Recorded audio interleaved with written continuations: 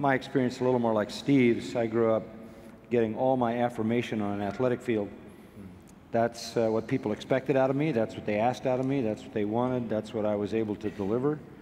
And so all my interest and attention was driven in that direction.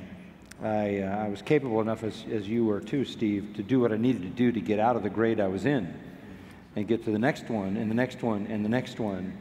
But for me, the appeal was where I received the kudos, where I received the affirmation, and where I could express my leadership. I had always these desires to see things done a certain way, and in an athletic situation, I would solve problems. You know, and that's conflict. It's an artificial form of conflict.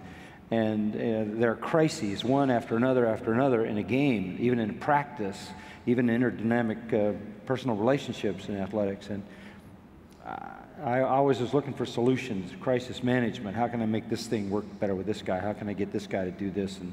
And so I fulfilled those longings for leadership in that environment, and also the received affirmation there.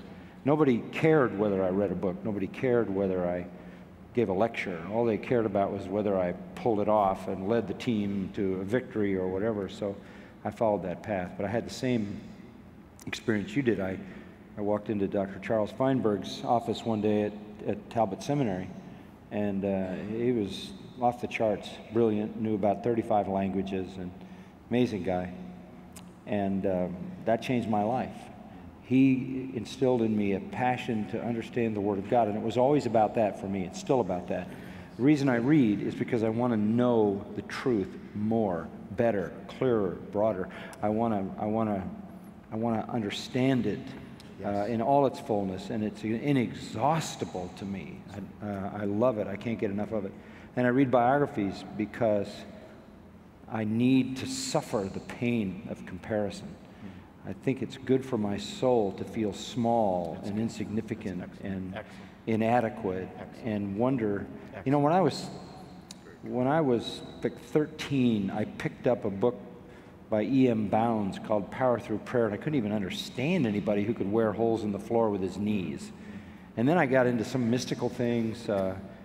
Thomas A. Kempis, I read that, and I thought, what is this?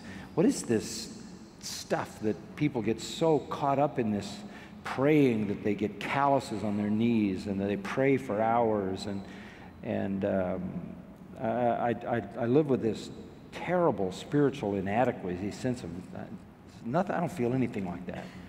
And I think through the years, going deep into some of these biographies and feeling the sort of personal inadequacy, and that I'm way over my head doing what I'm doing because I don't belong in a league with these kinds of people, is good for my soul. It's on the one hand, you know, you get a lot of promotion and all this, but the realities are brought to bear when you compare your life with John Rogers, you compare your life with William Tyndale, or you compare your life with William Carey or Robert Morrison, or you know, pick a name.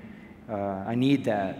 I need that to wash over my soul. So, but I don't really read to preach. I read to know and to understand, and then it all comes out.